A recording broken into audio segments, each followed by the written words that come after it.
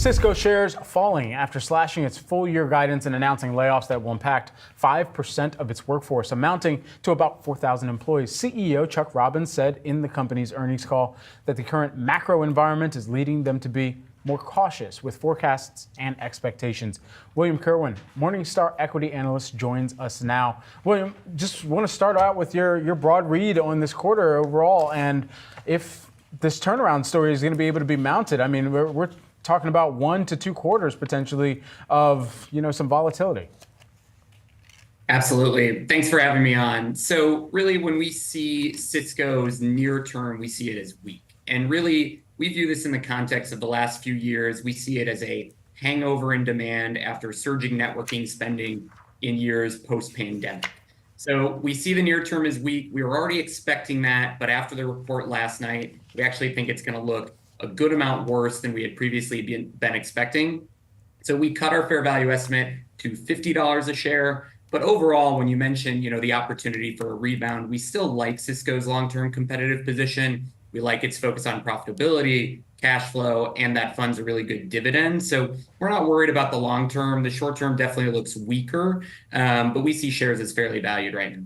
And clearly trying to make some efforts here in terms of cutting 5% of its workforce, trying to streamline spending here. How much of a trajectory are you seeing, though, as to when you think we're going to start seeing this turnaround? You said it's going to be worse, at least for the short term. When does that pick up, and what will be that turning point? We think it'll last through 2024, quite frankly. And thereafter, we don't necessarily forecast a snapback, so to speak, in demand, but more so a return to what is typically low single-digit growth for Cisco. And that's all that we need to see for our thesis to bear out. And so with the demand environment that we're seeing right now, because that was interesting to hear on the call as well. I mean, this is a company that's going to be making even more investments in its service, but at the end of the day, too, the demand environment seems like that is showing some significant cracks there. What most notably would you be watching for to signal that we've seen a trough in that demand environment and that they're able to rebuild as well? Ultimately, we just need to see an improvement in orders for Cisco. The demand environment is tough, but the sky is also not falling here. We're forecasting now an 8% decline in fiscal 24, which is somewhat alarming for Cisco, but still represents, a high base from which they can grow into the future. But we want to see those orders go back to growth. It's been, 4 quarters of order declines now. So we're hoping to see those come back to growth in the later part of 2024, and that should hopefully be a leading indicator for sales to return to growth in 2025. And I wanted to get your take on, they talked about the pending acquisition of Splunk on the call as well. How does that play into their bigger ecosystem here?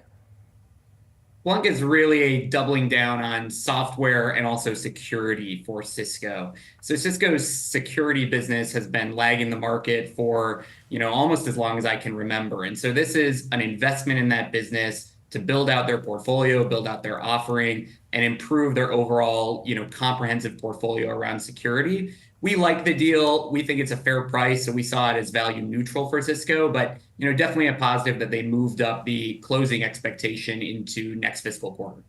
For the past, feels like 4 trailing earnings periods, we've heard companies hit the AI button.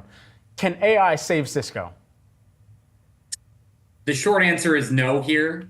Cisco will play into AI a little bit, but we don't think it's a needle mover for the company.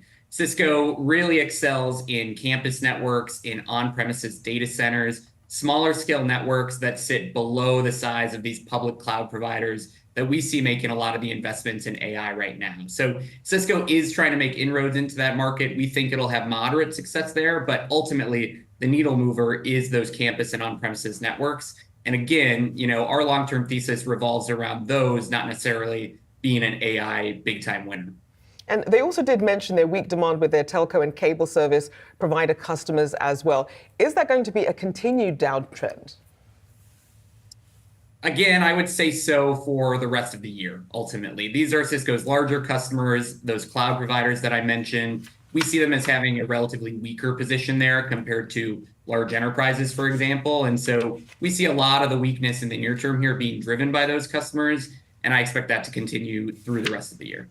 Well, certainly the share price taking a bit of a hit there this morning on that earnings call. Appreciate you joining us this morning. William Kerwin, Morningstar equity analyst. Thanks so much.